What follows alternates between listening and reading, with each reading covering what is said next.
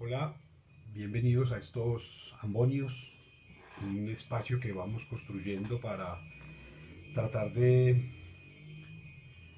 construir caminos que nos permitan entender esto que estamos siendo en unos contextos, en unas sociedades que realmente resultan cada vez más complejas y más cargadas de necesidades de pensamiento, sobre todo pensamiento desapasionado, desacademizado, que nos permita traer al mundo real, traer a la vida real estos fenómenos con los que a diario estamos conviviendo y en los que nos estamos fortaleciendo como sociedad, como fenómeno, como problema. Todavía no es muy claro, a pesar de que haya quienes se dedican a procurar caracterizaciones y categorizaciones bastante firmes, bastante serias en términos de lo que nos habita y habitamos. La invitación para hoy compromete un acercamiento a la muerte, más bien a las muertes, a esas distintas maneras que tenemos como seres humanos de, de entender palabras, ¿cierto? Una palabra muy recurrente y sobre todo muy cargada de emocionalidades es la palabra muerte. Sin embargo, creo que allí está, digamos, el primer asunto que tendríamos que empezar a reflexionar, y es que no existe la muerte. Existen las muertes. Hay muchas muertes, muchas formas de muerte, y digamos que se trata de un fenómeno que se va transformando dependiendo también de las distintas maneras en que estamos habitando, ¿no? Y de los distintos contextos en que estamos viviendo. Entonces, ese es el primer asunto. No hay muertes, sino muertes. Hay muchas muertes, distintas muertes. Y ha sido, digamos, una constante esa posibilidad.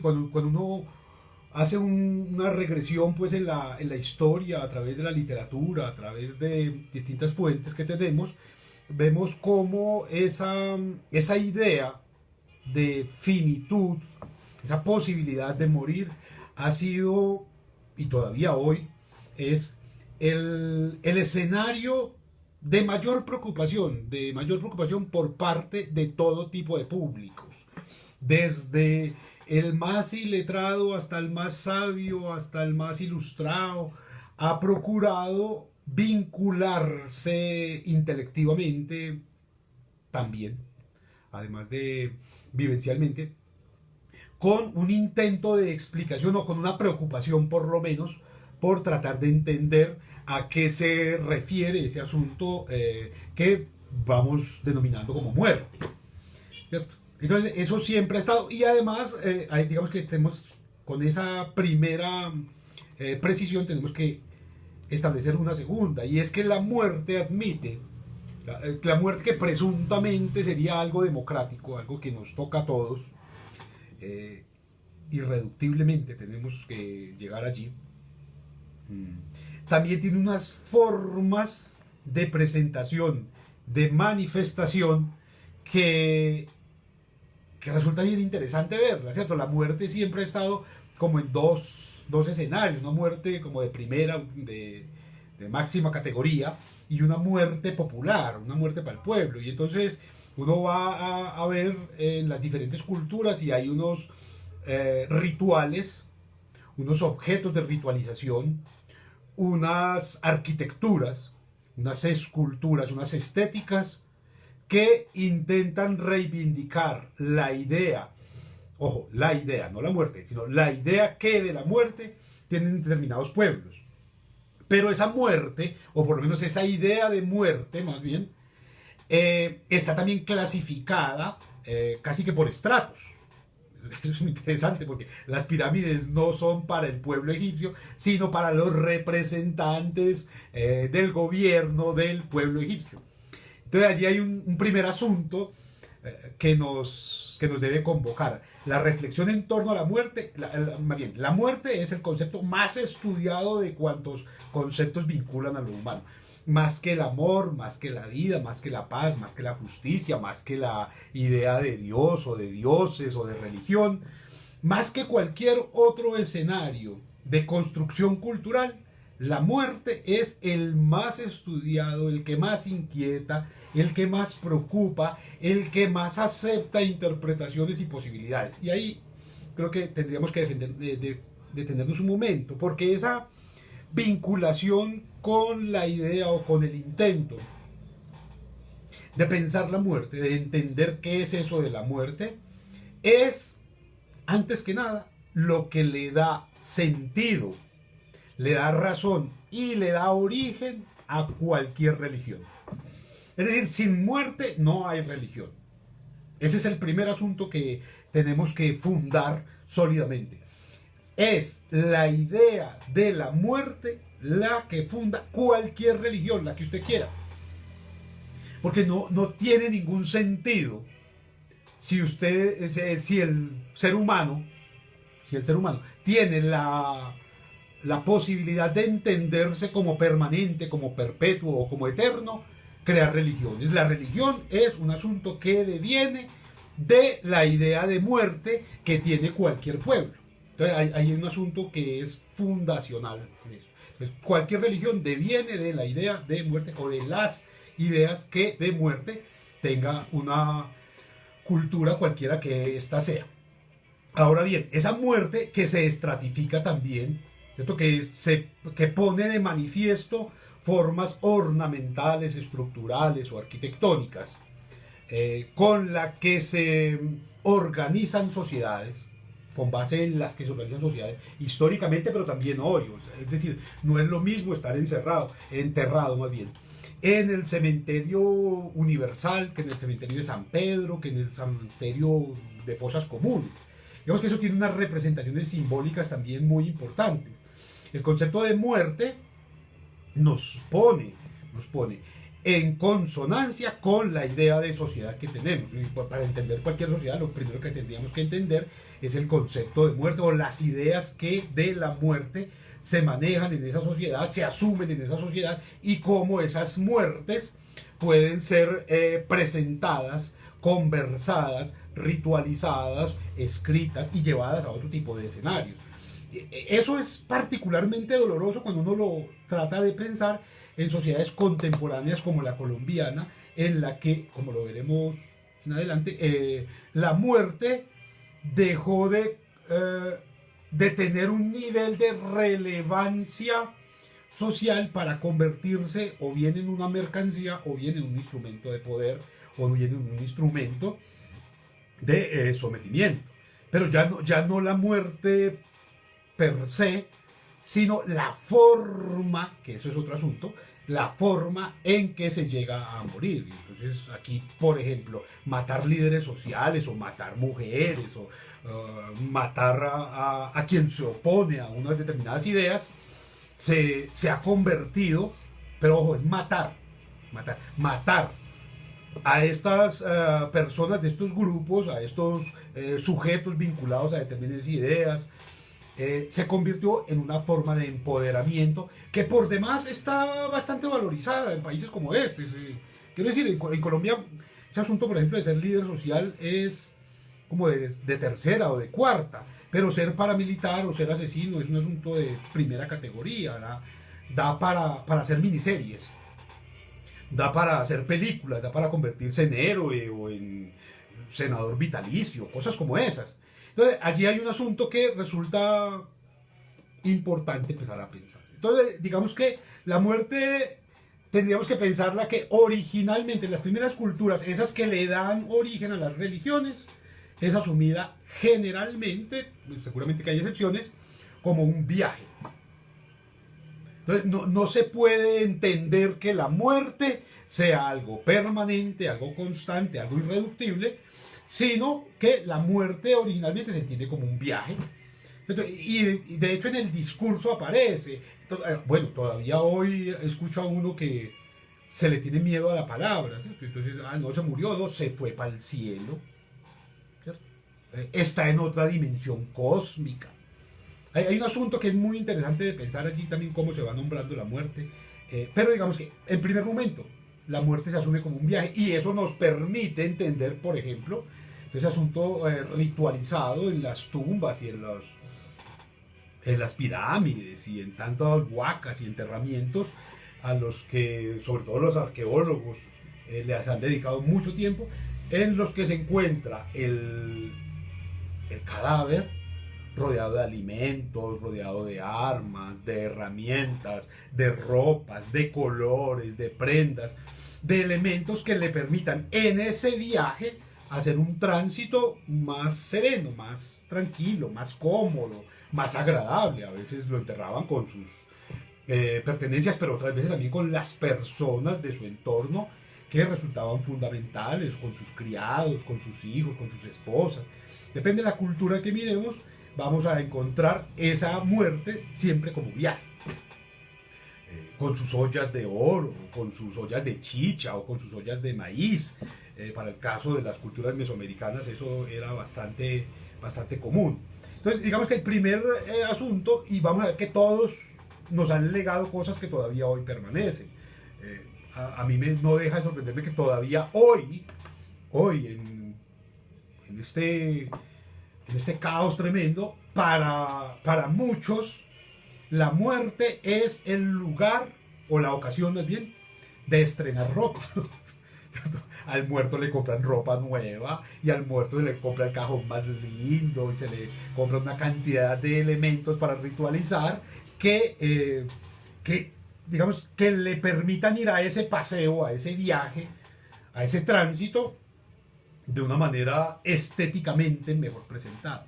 Pero digamos que es un asunto supremamente original ese de pensar la muerte como un viaje.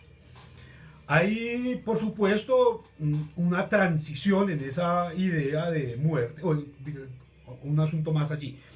Es que, por ejemplo, en la literatura uno va a encontrar esa muerte-viaje como la posibilidad de vincularse más allá, y la palabra es a propósito, en el más allá, a una especie de comunidad, en la comunidad en la que se purga, se reivindica o se recibe un premio, ¿cierto?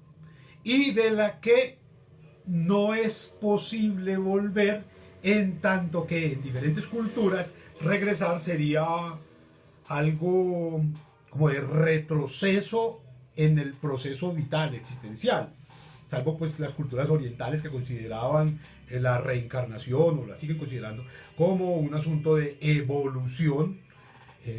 Las culturas occidentales siempre asumieron que la muerte era un lugar como para el que se estaba predestinado, y es eso, un lugar al que se va de viaje.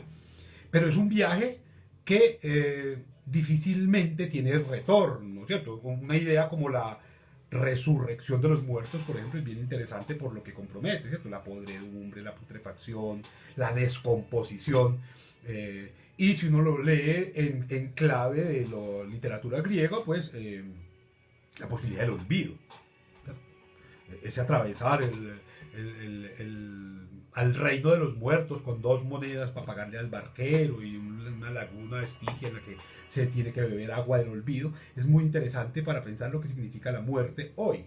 Pero dejémoslo allí por un momento. Entonces la primera es esa, una muerte considerada como un viaje. En un segundo momento hay una muerte un poco más íntima, ¿cierto? Una muerte que se concibe, que se asume como un escenario de la intimidad no personal, sino familiar, colectiva o social, y de esto permanece mucho todavía hoy, por lo menos en los imaginarios, no en las prácticas, pero sí en los imaginarios. Y es que en el momento en el que se va dando esa llegada inminente de la muerte, se hace una convocatoria para que se acerquen los familiares más cercanos o las personas más queridas. Y entonces la muerte en ese segundo momento era la ocasión de encuentro de los vivos para despedirse, para recibir herencia, por ejemplo, por parte de alguien que había tenido algún nivel de representatividad. Y en ese asunto es muy interesante porque tendríamos que pensar también cómo la muerte en ese escenario es fundante de la cultura, ¿cierto?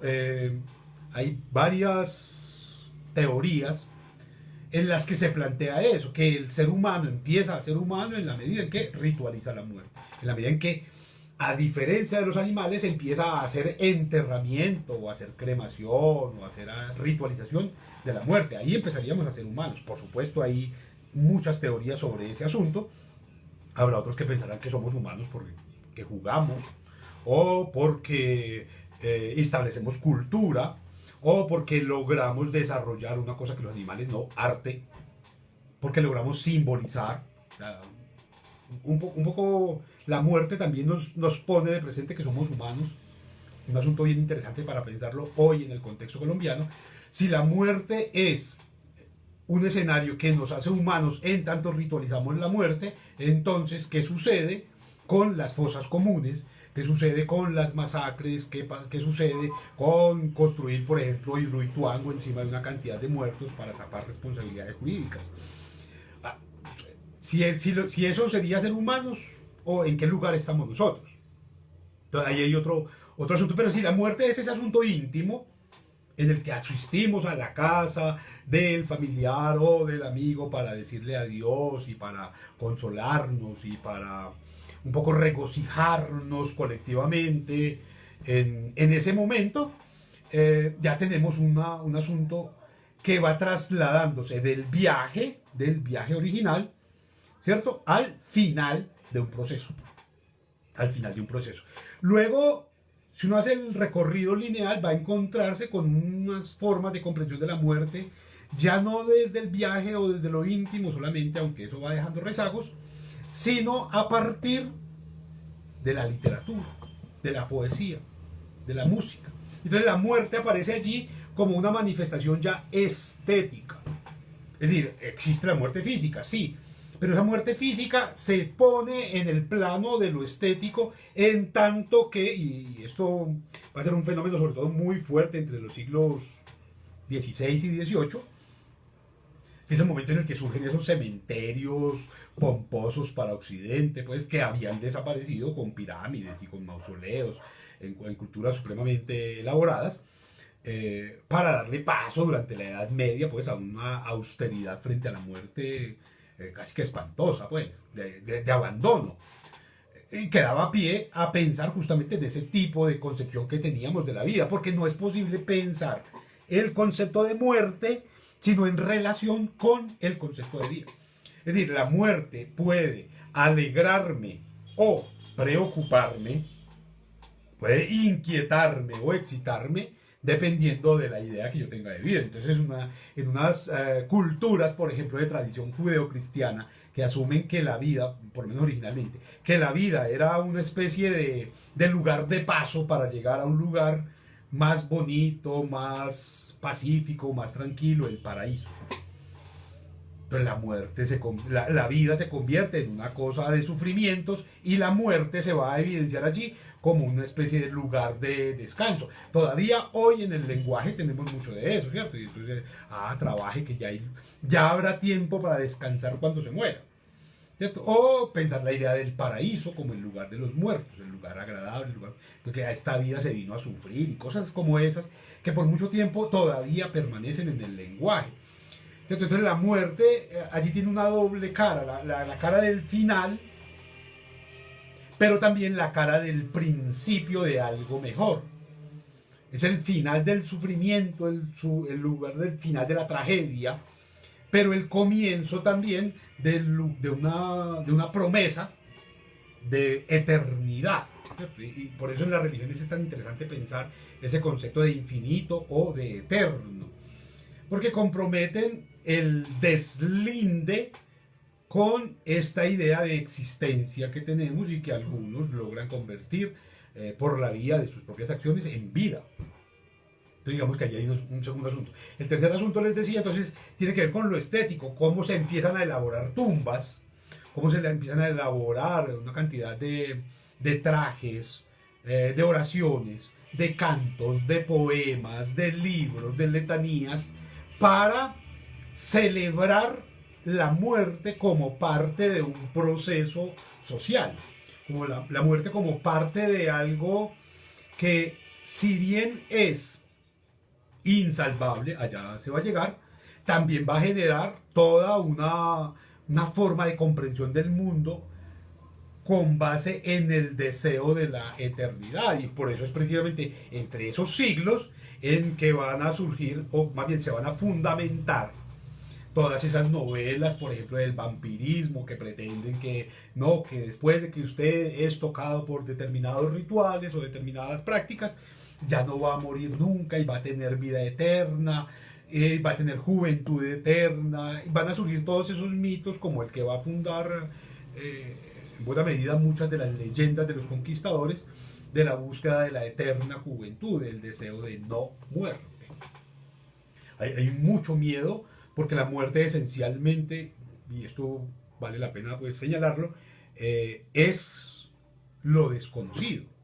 Lo desconocido. Digamos que la muerte sería en ese sentido una unidad de medida. La muerte es una unidad de medida.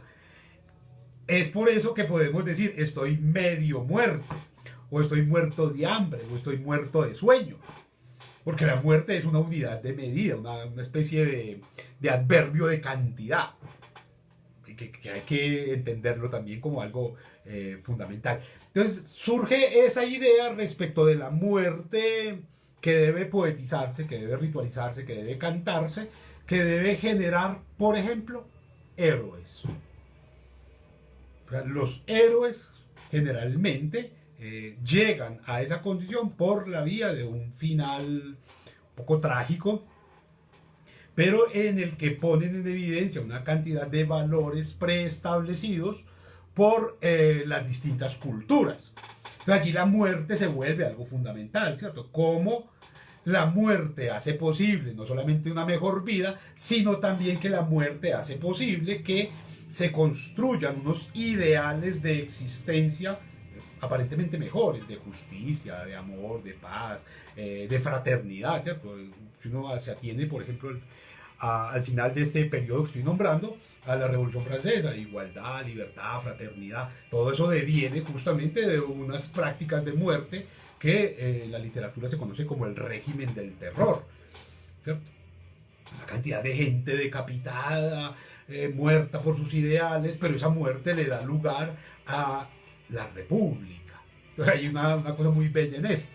Y digamos que el siguiente momento, en ese tránsito lineal que estamos procurando aquí, sería el entender la muerte, ya no como una poesía, sino la muerte como un asunto prohibido. ¿Cierto? La muerte está prohibida, y hasta hace muy poco, bueno, creo que todavía hoy tenemos mucho de eso, la muerte está prohibida. Está prohibido morirse, y está prohibido morirse no solamente por esa explicación brillante que nos hace Michel Foucault de la biopolítica, esa potestad que tiene el gobernante de prohibir tanto la vida como la muerte, ¿cierto? Y que todavía hoy vivimos con ese mismo escenario. Se prohíbe morirse o se obliga a morir, cualquiera de las dos, no sino que ver lo que está sucediendo en estos escenarios de pandemia, en las tiendas, la gente yendo a buscar contagio para poderse morir felizmente viendo televisión. Digamos que hay un asunto que todavía permanece, y es que la muerte está prohibida. Por eso usted, hasta hace unos años, podía ver cómo en los pueblos, sobre todo, y en algunas ciudades, era muy interesante, ante la muerte se publicaba, ¿cierto? Murió el señor fulanito de tal, descansó en la paz del Señor, su familia invita a las exequias y a los rituales, bla, bla, bla, en la casa tal, y ritualizaban la muerte en la casa. Era la muerte íntima. Era esa muerte íntima. Se ritualizaba la muerte, el velorio era en la sala de la casa o en el comedor, ¿cierto? Y allá llegaban los vecinos, allá llegaban los amigos y ritualizaban allá, conversaban allá, oraban allá, tomaban tinto, tomaban el caldo. Digamos que era una muerte íntima. En este otro momento ya la muerte está prohibida. Hoy está prohibido hacer ese tipo de rituales en la casa. Por ley. Ojo, porque aquí el asunto es jurídico también. La ley prohíbe que usted se muera en su casa. Entonces, si usted siente que se está muriendo, le toca irse para un hospital.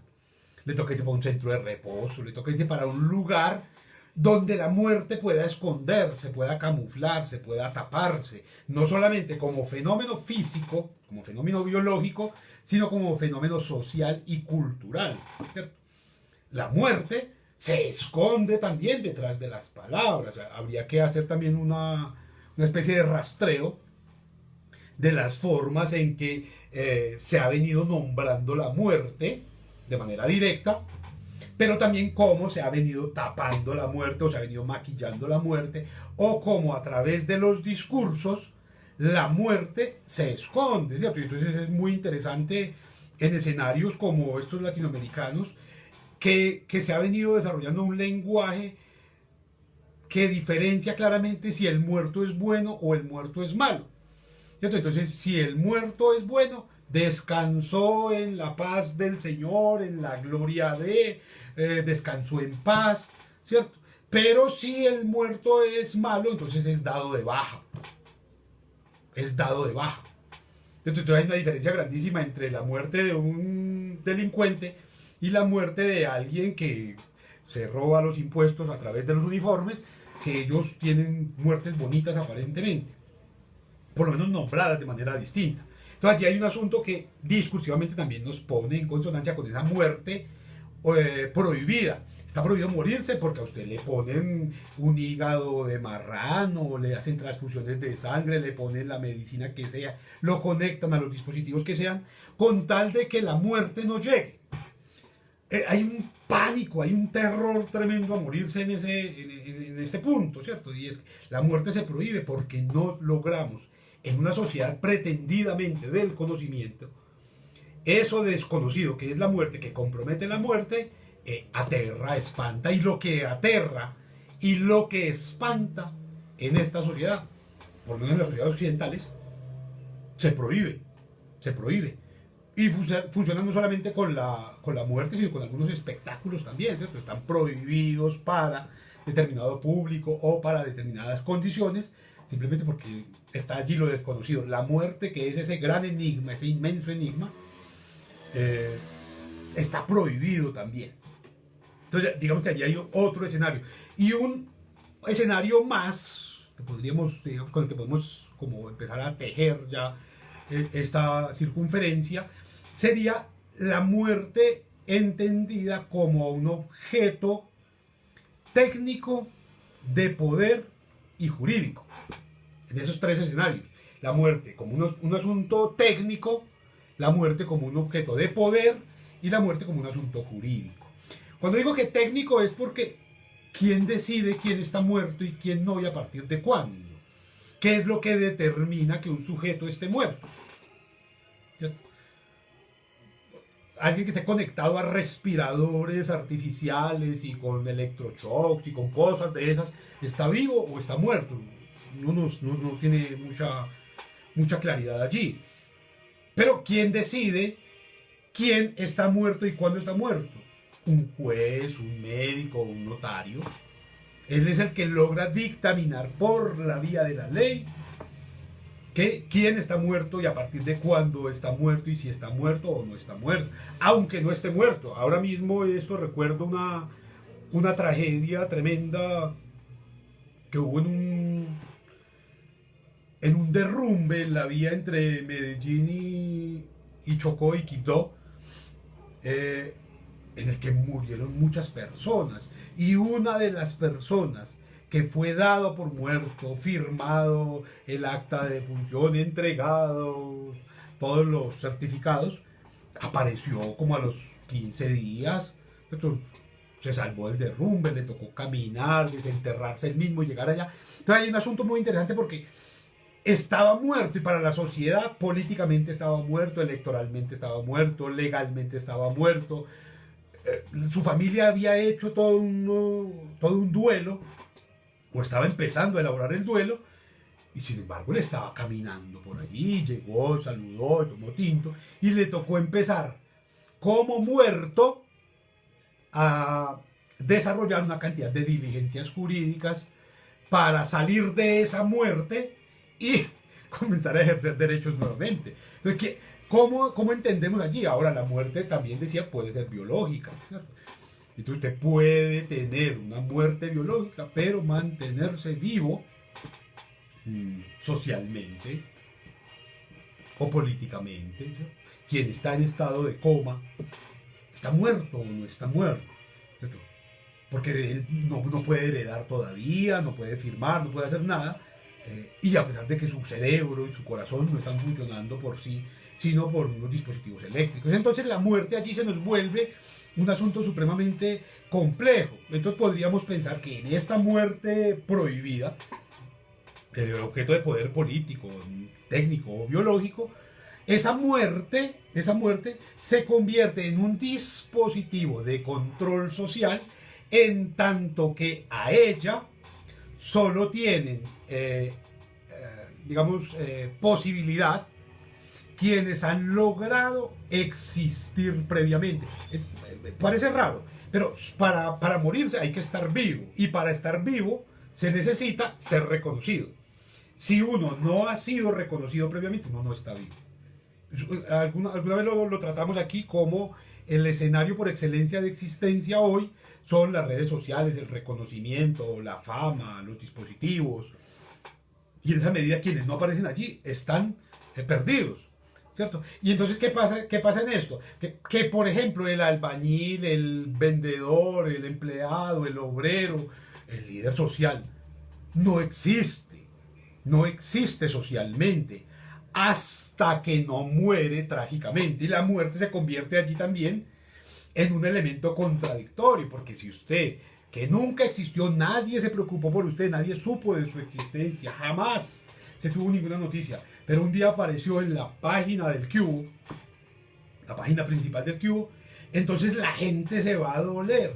A mí con estos asuntos que están pasando ahora, de desapariciones forzosas y de temores totalmente fundados, sobre todo de las mujeres, por los asesinatos que se están cometiendo, me parece muy, muy bonito esto, como niñas que nadie sabía que existía, que a nadie les importaba, a nadie le importaban esas niñas, un día desaparecieron y los amigos las volvieron a la vida a través de las redes sociales.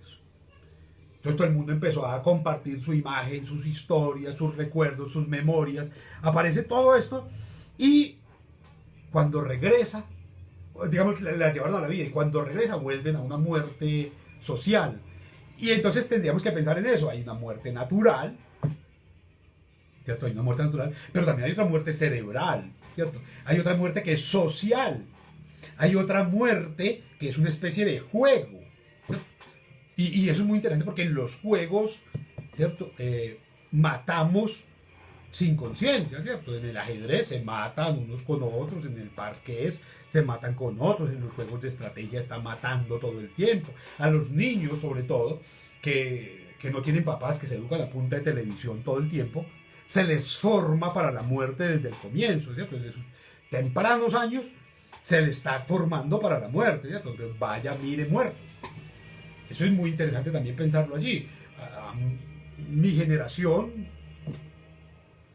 por lo menos yo, los primeros muertos que vine a ver, yo creo que yo tendría por ahí 10 o 12 años, en televisión eso no aparecían muertos.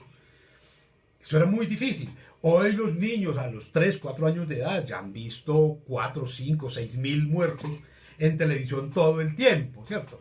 Entonces allí está una muerte que también parece un juego, pero que nos está hablando de la muerte. Entonces uno le pregunta al niño, a ver, es que este mató a este, es que lo mató de esta manera, le cortó la cabeza, se vuelve hasta deseable matar a través del juego. No se entiende la muerte como el punto final de la vida, sino la muerte como el punto final de la existencia, que son dos cosas que digamos que hay que tener muy, muy claro. Entonces, ¿de qué muerte? Por eso la sugerencia, la invitación a esta conversación tiene que ver con eso, con que no hay una muerte. Hay muchas muertes, y todas esas muertes las vivimos todos los días. Se murió la matica, se murió el árbol, se murió el río, y miren que allí otra vez la muerte discursiva nos sirve como referencia, ¿cierto? Nos sirve como una referencia de qué? De finitud de un proceso. Y sin embargo, la muerte de la mascota hoy se vuelve una especie de evento social para la cual hay que ritualizar como se ritualiza también para los seres humanos. Es decir, esa necesidad de humanizar a los animales nos ha llevado a imponerles a ellos el mismo proceso que como seres culturales, como seres sociales, como seres históricos, vamos desarrollando nosotros mismos. Es decir, pasaron de una muerte de perros, ¿cierto?, a una muerte en el que se ritualiza y entonces al animalito hay que cremarlo o hay que enterrarlo y hay que celebrarle cumpleaños y hay que ponerle ropa y hay que ponerle un nombre con determinadas características. Y digamos que todas esas prácticas, el celebrar cumpleaños, el determinado tipo de prácticas y de ornamentos, son las manifestaciones de oposición que tenemos a la muerte, ¿cierto? Eso es muy interesante cuando usted lo piensa en términos de cumpleaños, porque los cumpleaños son justamente la celebración de que se murió un año más, otro año más, o sea, ya le faltan más poquitos para morirse. Pero lo convertimos en una fiesta y entonces uno tendría que pensar un poco en esas culturas del Pacífico, que la muerte se vuelve un motivo de fiesta o de encuentro. O, por ejemplo, las culturas como el Wayuu, que la muerte no es tan importante per se, sino que es importante el cumpleaños de muerto. Entonces el muerto empieza a ser supremamente importante en términos colectivos, en términos sociales, cuando cumple años. El primer cumpleaños del muerto es cuando se reúne toda la familia extensa, los amigos, y se reparte trago, y se reparten comidas, y se comparte, se echan historias, se echan cuentos. Un asunto que no sucede, por ejemplo, con el momento mismo de la muerte. Para el caso de lo que nosotros llamamos Occidente, de manera arbitraria, es muy interesante porque la muerte, al estar prohibida, cada vez desaparece más, ¿cierto? Entonces era muy probable, y en la literatura hay muchos ejemplos de esto, y las memorias de quienes hicimos parte de mi generación y tal vez una generación después, es muy probable tener recuerdos de muertos en el barrio, ¿cierto? El bus que llegaba lleno de gente, que se iba para el cementerio, la oración, el trago, el tipo que quería meter al hueco, devolverse después, conversar, echar cuentos. La cultura mafiosa, por ejemplo, en eso fue supremamente ritualista. Le llevaban serenata al muerto, le llevaban ropa, le llevaban mujeres, lo enterraban con trago. Hacían todo un espectáculo, la muerte espectáculo. Para decirle al mundo que ese ente, que hay ahí, ese ente, que está tirado allí en ese cajón, había estado vivo. Una cosa que nadie tuvo presente cuando estuvo vivo, ¿cierto? Cuando estuvo vivo no representaba gran cosa, pero ahora muerto sí. Entonces vemos que las muertes son necesarias empezar a precisar. ¿De qué hablamos cuando hablamos de muertes en una cultura como esta, que es una cultura de muerte? Todo este asunto de la tal pandemia, hoy ya parece una especie de sueño maluco, nos estaba hablando todos los días de la muerte. Y entonces era muy interesante hablar o escuchar hablar a las autoridades de distinto orden, académico, institucional, político, social, respecto de la pandemia, porque hablaban de infectados y hablaban de muertos, pero no hablaban nunca de la muerte. Es decir, el muerto ahí es una estadística, ¿cierto? 600 muertos, 500 muertos, 5000 muertos. De hecho, hay mapas interactivos que están minuto a minuto contabilizando el número de muertos, pero no están pensando la muerte. Entonces, todos estos académicos que salieron a hablar de la pandemia nunca hablaban de, venga, ¿y qué es la muerte hoy? ¿Qué es la muerte hoy? Y eso es bien interesante, porque ¿acaso será que se transformó en 2 meses el ideario de muerte que tenemos cuando a ese ser, ese vecino, ese amigo, ese conocido, ni siquiera se le puede ritualizar adecuadamente su deceso por vía del coronavirus por miedo al contagio? Hay que tirarlo por allá escondido, hay que quemarlo, que nadie vaya a saludarlo, que nadie vaya a despedirse, que nadie vaya a llevarle piedras o flores o chocolates o cualquier cosa que se acostumbre en ese tipo de eventos. Entonces allí la muerte como que no se pensó, la muerte en esta pandemia se convirtió simplemente en una palabra vacía, ¿cierto? En una cifra estadística que le sirve a las EPS para ganar plata, pero no se piensa la muerte en términos humanos, no se asume la muerte en todo lo que compromete. Es que un muerto por coronavirus o un muerto por líder social o un muerto por ser mujer o un muerto por vejez comprometen para la sociedad en pleno, para su comunidad, un desequilibrio, ¿cierto? Algunos pensarán que una pérdida, ¿cierto? Pero por lo menos genera una desestabilización que es absolutamente necesaria pensarla en términos humanos para comportarnos humanamente, porque cuando usted no piensa la muerte, cuando usted no reflexiona la muerte, termina convirtiéndose en colombiano. Eso es lo peor que le puede pasar a cualquier ser humano, es eso. Es convertirse en colombiano en tanto que el colombiano no asume la muerte como un proceso social colectivo. A nosotros no nos duele que maten líderes sociales. Es muy interesante porque al colombiano se le llenaron los ojos de vida, de lágrimas, de dolor, de sufrimiento, de emociones, todo eso es vida. Se le llenaron los ojos de vida cuando asesinaron a un negro en Estados Unidos. Y aquí al otro día mataron y aquí no pasó nada. Ese de aquí era un negro de tercera, ese no hay que pensarlo, no genera dolor, no genera manifestaciones, no genera compartamos su imagen, volvamos viral su nombre, hagámosle canciones, eso no pasó. Y en ese sentido, haber caído en esta condición en la que la muerte no la piensan ni siquiera quienes están llamados a pensar, quienes cobran por pensar, ya es una tragedia tremenda, ¿cierto? ¿Y qué significa en un país como este morirse de enfermedad porque las EPS o los sistemas de salud no funcionan? ¿Qué significa eso? ¿Qué significa que estén matando a palo, a garrote, o que estén quemando a los cadáveres para no dejar huella, que hayan creado hornos crematorios los paramilitares para esconder su tragedia, o que los políticos construyan represas para tapar muertos? Y eso a nadie le preocupa. Creo que el asunto de reflexionar la muerte, primero que nada, es un llamado a ser humanos, a entender el dolor del otro, la tragedia del otro, en tanto que el otro es un reflejo de lo que yo soy. Cuando muere un familiar o un amigo o un conocido, alguien querido, por enfermedad, se genera un vacío tan grande como cuando muere por asesinato, o cuando es peor todavía, cuando se trata de una muerte social, peor que la muerte física, los desaparecidos. Usted ni siquiera tiene certeza de la muerte, tiene que vivir con otro tipo de muerte, que es la muerte idea. Y ese familiar o ese amigo o ese líder, no se sabe.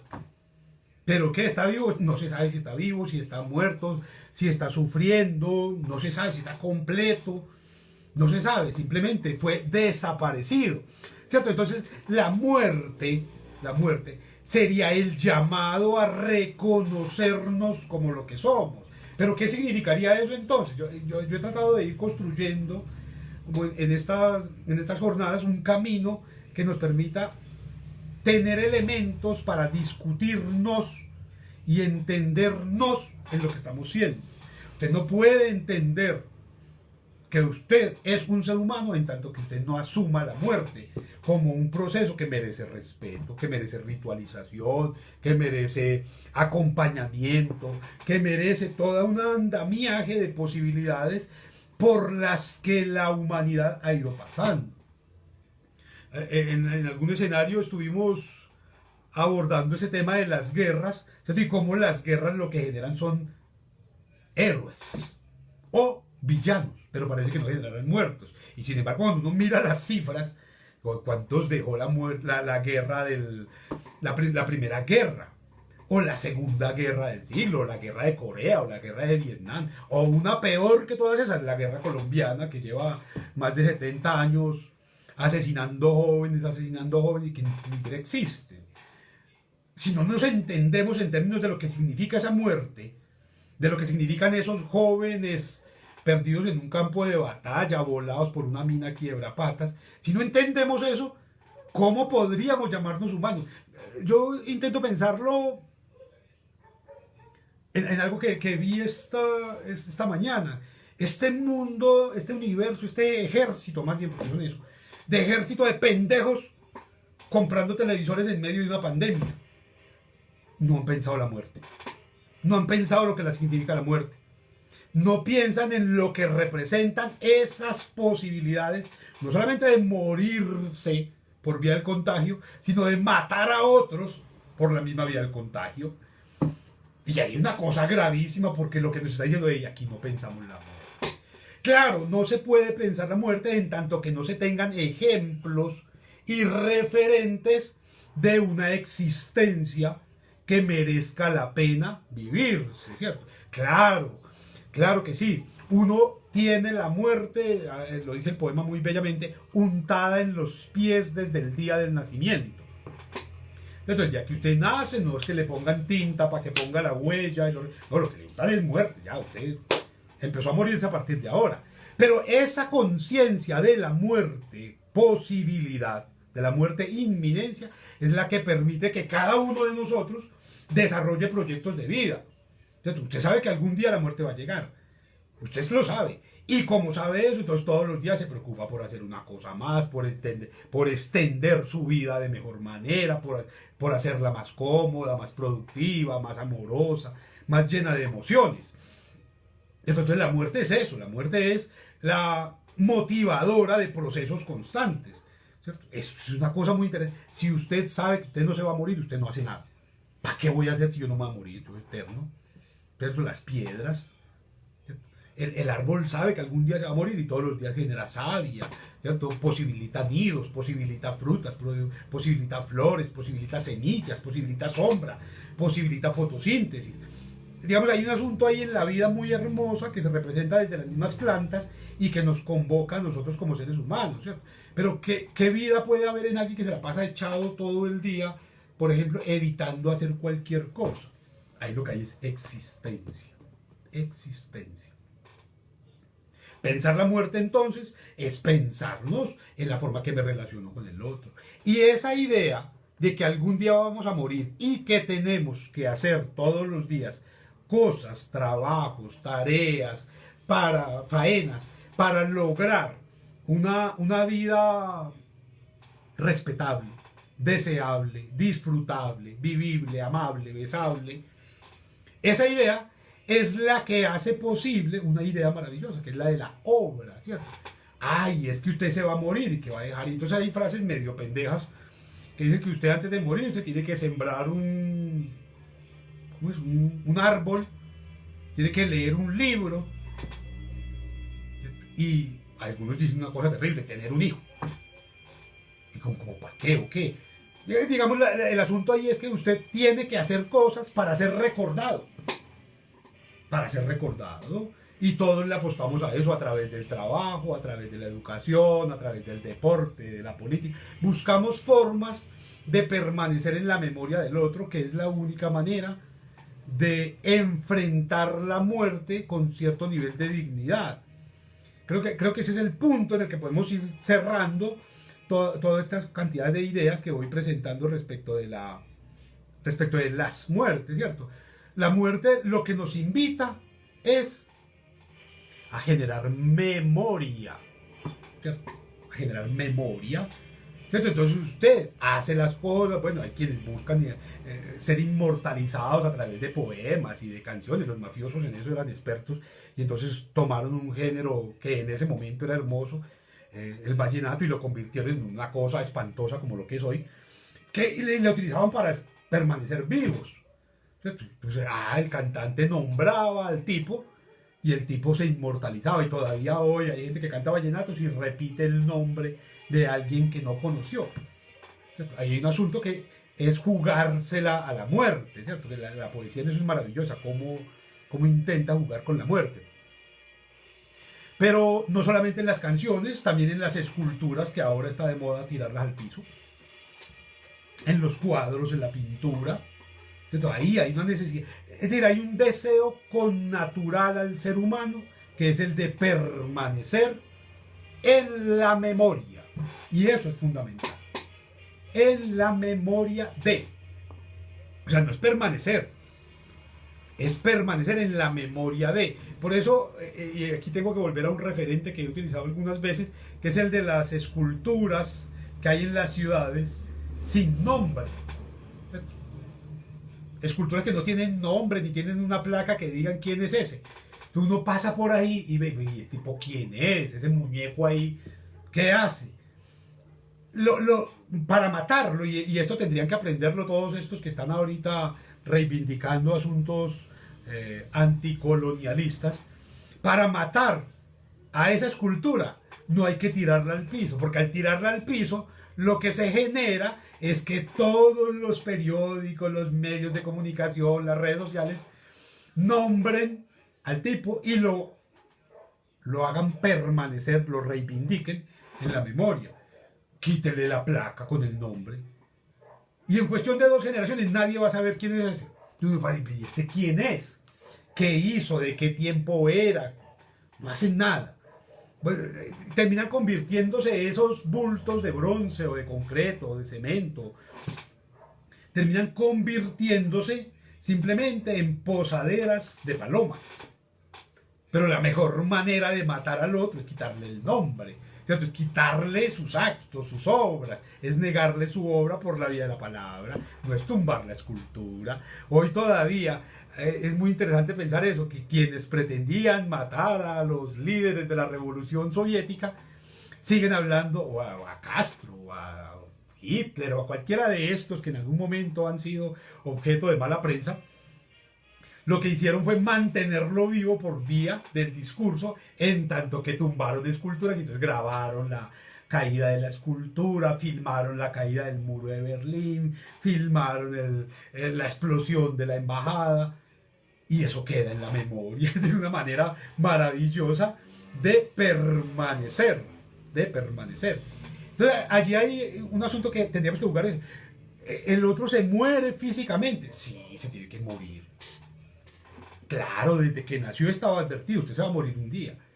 Pero usted tiene la posibilidad de hacer cosas para permanecer el otro. Y en mí viven mis amigos ya muertos.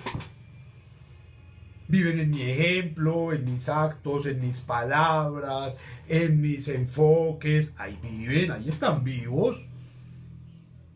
Y hay otra cantidad de muertos que han estado incluso más cerca de mí, que no me afectaron. No hay nada de mí. No hay nada de ellos en mí. Murieron. Es más, ni siquiera me acuerdo ya de muchos de ellos. ¿Cierto?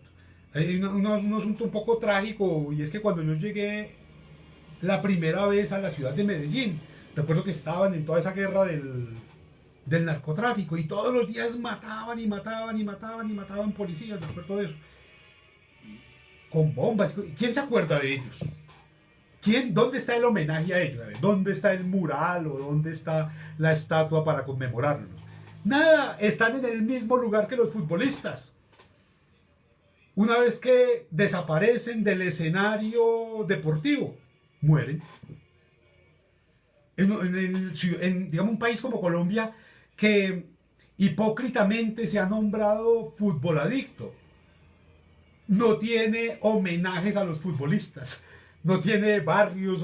Pues por allá hubo un arquero en un barrio en Medellín, en Castilla, creo que se llama, en el que hicieron una escultura de un futbolista, y a los pocos años fueron y la volaron, la tumbaron como si fuera un pájaro de botero, le pusieron un petardo para que desapareciera, y desapareció, nadie se acuerda de ellos hoy, ¿cierto? Entonces todas esas glorias del deporte, de la cultura, de la academia, pocas glorias aquí, no aparecen simplemente porque dejan de nombrarse, y ahí es donde está la muerte. Entonces, en un escenario como este de hoy, en el que la vida, la existencia depende de la memoria que se tenga de.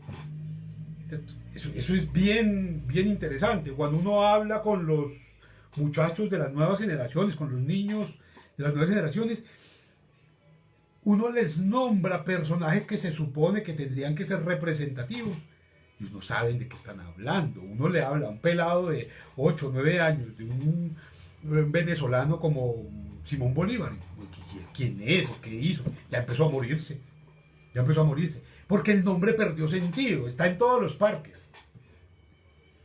Está en todos los parques. Por ley estuvo puesto en todos los parques. Y sin embargo se está muriendo porque dejan de nombrarse. Y así dejan de nombrarse a los artistas, a los escritores, a los escultores.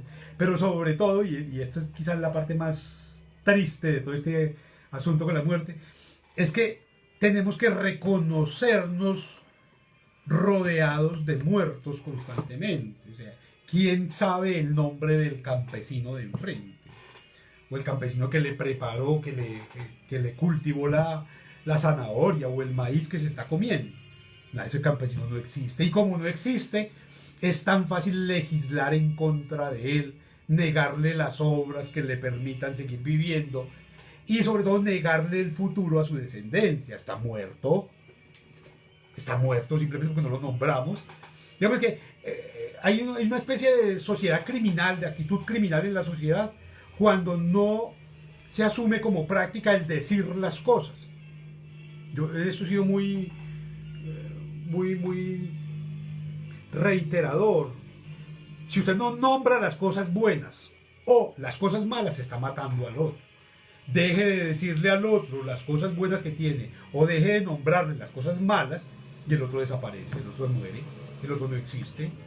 Entonces hay un asunto que considero aquí, desde por lo menos este contexto en el que yo me muevo, como básico, y es la muerte se configura en una especie de castigo, un castigo que se le otorga a quien no se considera merecedor de ser nombrado, de ser reconocido, de ser aceptado, de ser incluido. Y las leyes, por ejemplo, para volver con el asunto de lo jurídico, las leyes se hacen siempre para los vivos. Las leyes nunca son para los muertos. Los muertos no tienen derecho a nada, ya están muertos. Todas las leyes son para los vivos. Las leyes son para los seres humanos vivos, ni siquiera para los animales, ¿cierto? Entonces, en la medida en que usted permita que no se le nombre, sino que, por ejemplo, se le dé un número de documento, ¿cómo es que dicen ahora los esnovistas? Un ID. A usted está aceptando la muerte que el otro le impone. ¿Cierto? Cuando usted es simplemente su número de cédula o su número de teléfono celular o su correo electrónico, usted ya está muerto. Usted ya está muerto para el otro. Porque usted como individuo, como sujeto colectivo, usted tiene un nombre que usted construye con sus actos, con sus palabras, con sus deseos, con sus afectos, con sus relaciones. Entonces las muertes hay que entenderlas así, ¿cierto? Desde lo natural, desde lo social, desde lo cerebral, desde lo económico, la muerte como un juego, la muerte como un punto final, la muerte como una unidad de medida, la muerte como un instrumento de poder, como un instrumento de castigo, ¿cierto? Cuando alguien termina una relación con el otro y le dice, vea, hasta aquí lo elimino, mire la palabra, lo elimino de mis redes sociales, no me vuelva a llamar, no lo vuelvo a nombrar, está matando, hay una muerte. Claro que hay una muerte. Por eso hay gente tan cansona que vuelve y llama y escribe y manda mensajes y flores y cartas y bobadas de esas simplemente porque no es capaz de aceptar la muerte a que fue condenado. Pero ahí hay muertes afectivas también, ¿cierto? La muerte del río, del canal, del pájaro, de la naturaleza, ¿cierto? Si usted no la está nombrando, si usted no está hablando de ella, ¿cierto? Está adquiriendo una condición de inhumanidad que es la que nos permite estar en los problemas que estamos hoy. Si usted no está nombrando a los líderes sociales, por eso es tan interesante que no los nombran, que a las mujeres que están matando no las estamos nombrando, ¿cierto? No estamos poniéndole el nombre de ellas a la calle para que todo el mundo sepa, venga, esta calle, ¿cómo se llama? Ah, tiene el nombre de una mujer que fue asesinada por unos miserables. Pero por lo menos ya se va a recordar. Pero cuando dice que es que las calles están nombradas por políticos, para políticos, literal, para los políticos.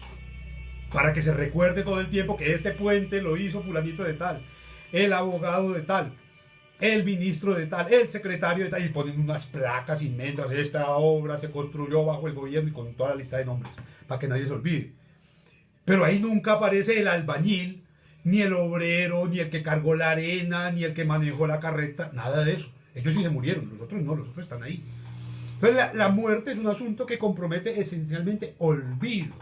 Por eso hoy seguimos hablando de los griegos, ahí tenemos el Partenón, seguimos hablando de los egipcios, ahí tenemos las pirámides, seguimos hablando de los incas, ahí tenemos Machu Picchu, seguimos hablando de México, ahí tenemos todas las pirámides, Chichen Itza y todas sus esculturas.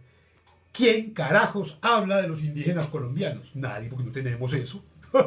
No tenemos obras desde las cuales lo único que tenemos es la comida de ellos, el hablado de ellos, no el lenguaje, el hablado, el acento. Tenemos de ellos algunas prácticas rituales que avergüenzan, que tenemos que blanquear todo el tiempo, pero es la única manera de permanecer de ellos en nosotros.